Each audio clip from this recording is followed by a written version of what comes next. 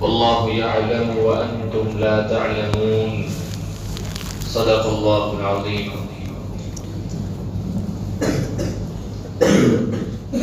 میرے محترم بزرگوں اور دوستوں،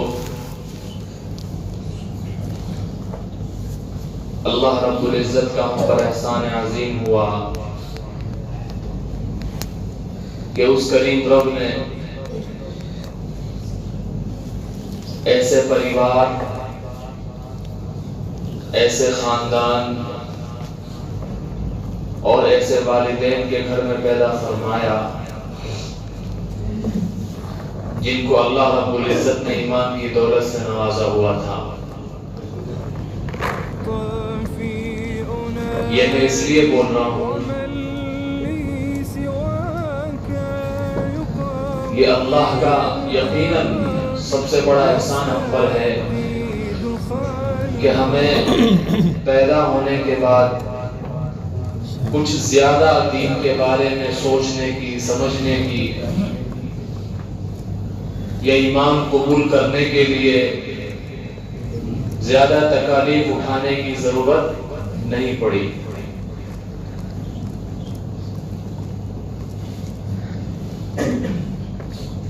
کیونکہ اسلامی تاریخ کے اندر اور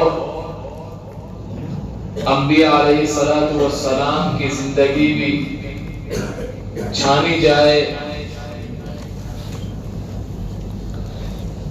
تو ابراہیم خلیل اللہ علیہ الصلوۃ والسلام جو اللہ کے دوست کہلائے، اللہ نے اتنا بڑا درجہ آپ کو عطا فرمایا، آپ بھی عراق کے اندر ایک ایسے گھر میں پیدا کیے گئے جہاں بت بنایا اور بیچے جایا کرتے تھے۔ آزر بن ناحور کے گھر میں آپ پیدا فرمائے گئے جہاں بتوں کی تجارت ہوتی تھی۔ اس گھر میں اللہ نے آپ کی پرورش فرمائی، اللہ نے آپ کو پیدا فرمایا، پھر آپ بڑے ہوئے، عاقل بالغ ہوئے، اللہ رب العزت نے دین کی سمجھ دی، اللہ رب العزت نے نبی بنایا، پھر آپ نے وہی بت اپنے ہاتھوں سے بھی توڑے۔ تو میرے محترم بزرگوں اور دوستوں، اللہ کا سب سے بڑا احسان عظیم ہوا کہ نہیں ہوا ہم پر؟ ہمیں اتنی محنت کرنے کی، مشقت اٹھانے کی ضرورت نہیں پڑی۔ کبھی کبھی میں تنہائی میں سوچتا ہوں اس بات کو کہ اللہ نہ کرے خدا نہ خواستہ اگر میں بھی کسی غیر مسلم کے گھر میں پیدا ہو جاتا تو میرے لیے بھی صحیح سمجھنا مشکل ہو جاتا۔ کیوں؟ انسان کا نفس اور شیطان ایسی چیز ہے، وہ سوچنے پر مجبور نہیں کرتی، وہ سوچنے ہی نہیں دیتی۔ وہ آڑ میں کیا لاتی ہے؟ میرے باپ دادا۔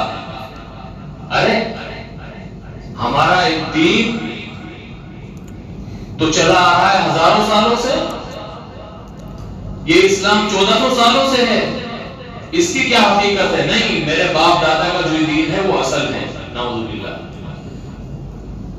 میں کبھی کبھی تنہائی میں سوچتا ہوں کہ اللہ نے کتنا بڑا احسان مجھ پر کیا۔ اللہ نے سوچے سمجھے بغیر اللہ رب العزت نے میرے والدین ایمان والے عطا کیے، ورنہ بھائی نفس جو ہے نا، نفس اس سے الجھنا اور لڑنا بڑا مشکل کام ہے۔ نفس امارہ، یہ تو قرآن کہہ رہا ہے وما ابرئ نفسی ان النفس لامارۃ بالسوء۔ تو میرے محترم بزرگوں اور دوستوں، سب سے بڑا احسان تو اللہ کا ہم پر یہی ہے کہ اللہ نے ہمیں ایمان والوں کے گھر میں پیدا فرمایا۔ اور دوسرا سب سے بڑا احسان اللہ رب العزت کا یہ ہے کہ اللہ نے اس عظیم عبادت کے لیے ہمیں توفیق اور ہدایت عطا فرمائی کہ ہم اللہ کے گھر میں آ کے اللہ کی محبت، اللہ کو پکاریں، اللہ کے سامنے سجدہ ریز ہوں. کیونکہ اللہ کے نبی صلی اللہ علیہ وسلم نے فرمایا کہ اللہ رب العزت جس کو چاہے ہدایت اور توفیق دے دے، اور اللہ رب العزت جس کو چاہے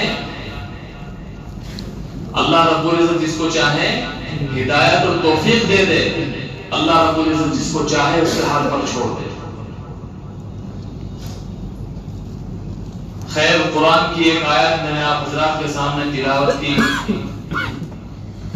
سورہ بقرہ کی آیت ہے، عسى ان تكرهوا شيئا وهو خير لكم وعسى ان تحبوا شيئا وهو شر لكم والله يعلم وانتم لا تعلمون.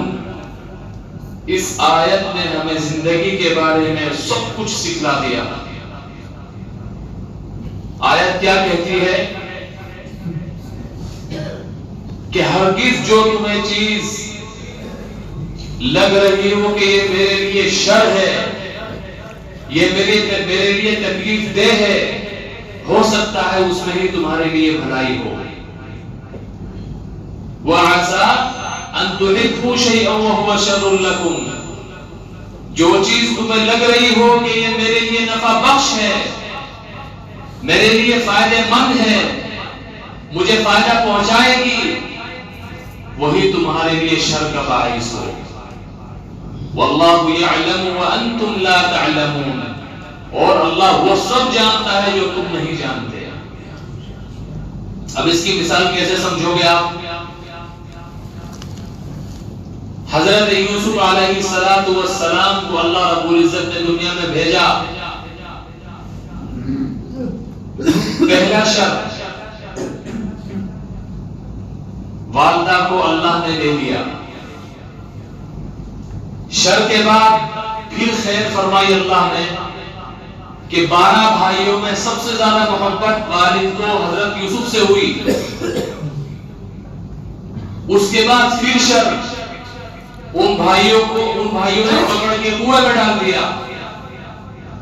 اس شر کے بعد پھر خیر، اللہ نے اس کنویں میں سے نکال کر مصر تک پہنچایا اور عزیز مصر نے خرید لیا اور اس کو اپنا بیٹا بنا لیا.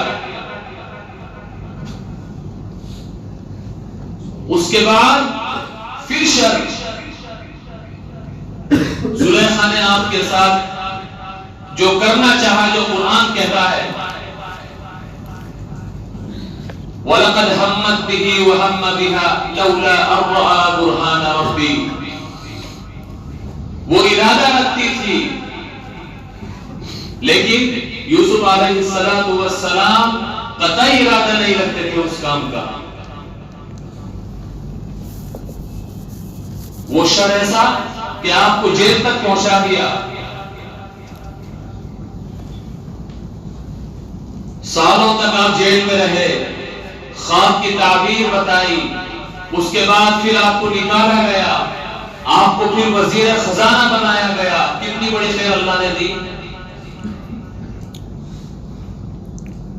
اس کے بعد پھر شر، پتہ چلا کہ والد صاحب کی بینائی چلی گئی. حضرت یوسف علیہ السلام کو یاد کرنے میں آپ کی آنکھیں بھی سفید ہو گئی. پھر اللہ نے سارے شر ختم کر کے ایسی خیر فرمائی کہ اللہ نے سب کو، والدین کو، والد کو، بھائیوں کو، سب کو آپ کے قریب کر دیا اور اللہ نے کتنی بڑی بادشاہت عطا فرمائی. ایک مثال تو یہ. دوسری مثال حضرت ایوب علیہ السلام کی آپ کے سامنے ہے. اللہ نے باغات کا مالک آپ کو بنایا، بادشاہت دی، خوب چرندے دیے، خوب جتنی دولت ہو سکتی تھی وہ دی، خوب اولاد دی. لیکن اس کے بعد اللہ نے امتحان میں ڈالا، مال و دولت چھینی، اولاد کو چھینا، حتیٰ کہ صرف اہلیہ رہ گئی۔ اور یہاں بھی نہیں، بدن میں ایسی بیماری ہوئی کہ آپ نے اس بستی کا کونا پکڑ لیا، اس میں سے بدبو آیا کرتی تھی۔ کیسا شخص ایسا محسوس ہونے لگا کہ اس میں جان ہی چلی جائے گی، سارا ماس جھڑ گیا، چمڑا اور ہڈی باقی رہ گئی۔ آپ کی اہلیہ فرماتی، روزانہ جاتی، گھروں میں کام کرتی، جو کچھ ملتا اس سے آ کے آپ کی خدمت کیا کرتی۔ جب تقریباً علماء اکرام نے فرمایا 3 سال یا 4 سال کی مدت ایسے ہی گزری، تو اہلیہ نے فرمایا آپ اللہ سے دعا کیوں نہیں کرتے، اللہ رب العزت ہمیں اس تکلیف سے نکال دے۔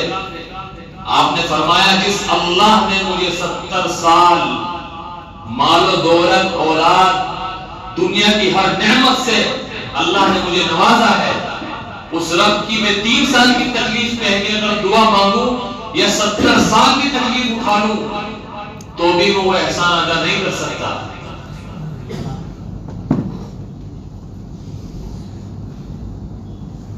یہاں تک کہ بھائی ملنے آئے، بدبو اس قدر تھی کہ بھائی قریب ہو کر ملاقات نہ کر سکے۔ کس قدر بڑا شر انسان کو نظر آیا ہوگا۔ بستی والے الگ ہو گئے، کوئی دیکھنا سننا پسند نہیں کرتا تھا۔ پھر اللہ نے کیسی خیر فرمائی بھائی،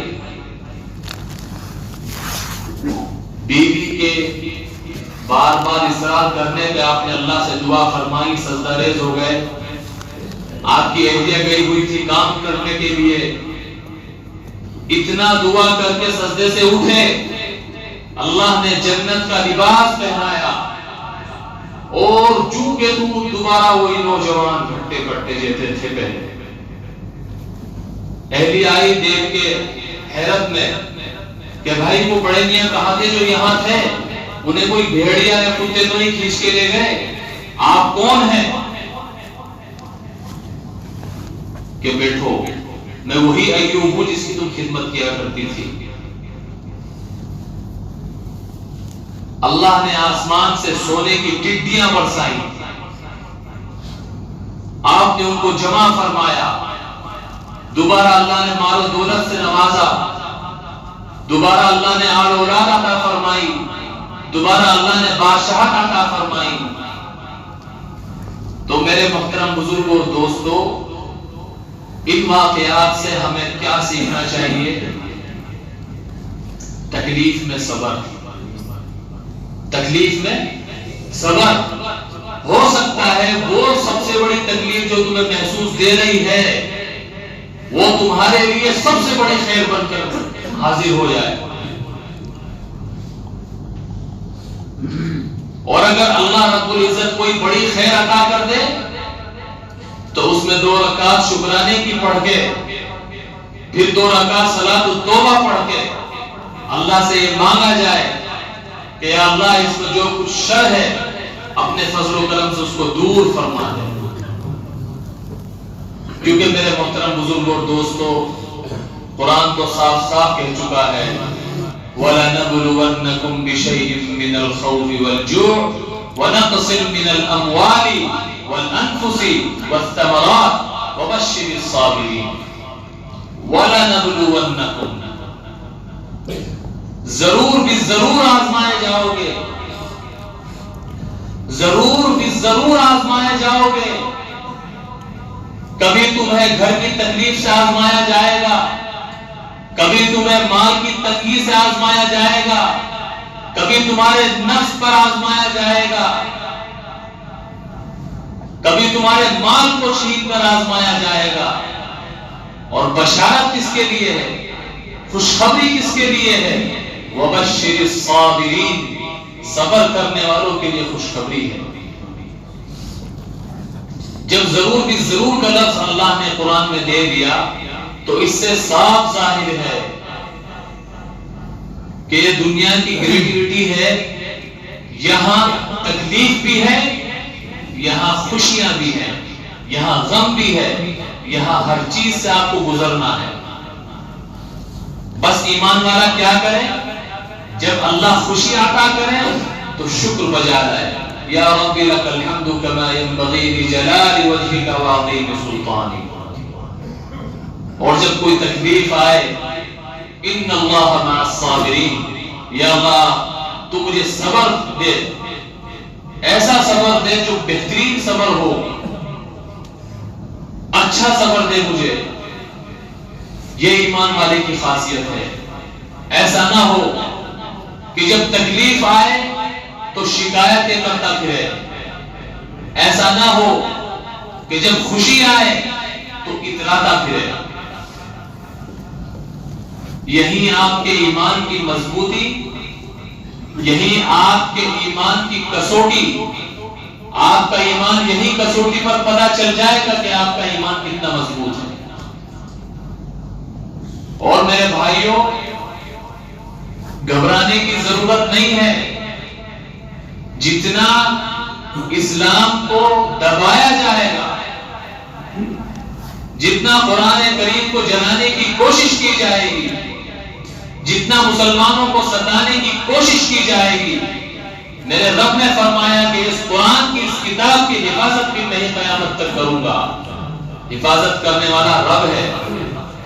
اپنے ایمان پر مضبوط رہو، اپنے ایمان پر قائم رہو۔ اور ایک اور بات عرض کرنا چاہتا ہوں آخر میں، یہ جو اب چمی گوئی چل رہی ہے ملک کے اندر، یونیفارم سول کوڈ، اس بارے میں آپ کو کچھ کرنے کی ضرورت نہیں ہے۔ اللہ سے مانگو، اللہ کے سامنے گڑ گڑاؤ، کیونکہ جس نے یہ شوشہ چھوڑا ہے وہ یہ چاہتا ہے کہ آپ مچھلی کی طرح تڑپو، مچھلی کی طرح تڑپو۔ ہمارے دوسرے بھائیوں کو یہ محسوس ہو کہ مسلمان کتنا پریشان ہے، ہم کیوں پریشان ہوں؟ کیوں پریشان ہیں؟ جتنا آپ پھڑپھڑاؤ گے اتنا ہی وہ اس کا فائدہ اٹھائیں گے، جتنا آپ پھڑپھڑاؤ گے اتنا ہی ان کو فائدہ پہنچے گا۔ اس لیے پریشان ہونے کی قطعی ضرورت نہیں ہے۔ میں ایک واقعہ چھوٹا سا بتاتا ہوں، وقت ہو گیا بس۔ ہمارے دیوبند کے اندر ابھی 4-5 سال پہلی بات ہے، ایک نیتا بنے، جیت کے آئے وہ، انہوں نے کہا کہ اس کا نام ہم دیوبند رکھیں گے۔ اس کا نام کیا رکھیں گے بھائی؟ دیوبند رکھیں گے۔ یہاں پہ ہماری ہم مانتے ہیں، ٹھیک ہے۔ کسی نے کوئی ری ایکشن نہیں دیا۔ دارالعلوم سے پوچھا گیا، مولانا اشرف پتنی کے پاس میڈیا والے پہنچ گئے، حضرت بولو کیا کہو گے آپ؟ اس کا نام تو دیوبند کر رہے ہیں، آپ تو مدرسہ تو دیوبند کی وجہ سے مشہور ہے۔ حضرت نے فرمایا مدرسہ دیوبند کی وجہ سے مشہور نہیں ہے، دیوبند مدرسے کی وجہ سے مشہور ہے۔ ہمیں کیا مطلب؟ وہ دیوبند رکھیں گے، ہم کہہ دیں گے دارالعلوم دیوبند۔ وہ پیر رکھیں گے، ہمیں وہ بھی منظور ہے دارالعلوم پیر۔ وہ کہیں گے دارالعلوم منگل، ہم اس کو بھی منظور کر لیں گے۔ 5 سال ہو گئے، آج تک وہ بات دوبارہ نہیں ہوئی۔ تو بھائی اس بات کو سمجھ لو، تمہارے پن لگایا جاتا ہے، اس پن کو برداشت کر لو چند دن، 10 دن کی برداشت کر گئے نا، ختم ہو معاملہ۔ جتنا پن لگ کے تم اکھڑو گے اتنا ہی باطل طاقتیں آپ کا فائدہ اٹھائیں گی۔ سمجھ میں آ رہی ہے کہ نہیں آ رہی؟ بس اللہ سے دعا کرتے رہو، اللہ ہمارے بچوں کی، ہمارے ایمان کی، ہمارے بچوں کے ایمان کی حفاظت فرمائے، ہمارے اہل عیال کی ایمان کی حفاظت فرمائے۔ اللہ رب العزت تمام تکالیف سے، پریشانیوں سے ہم سب کی حفاظت فرمائے۔ اللہ رب العزت ہمیں کہنے سننے سے زیادہ عمل کی توفیق عطا فرمائے۔ وآخر دعوانا الحمدللہ رب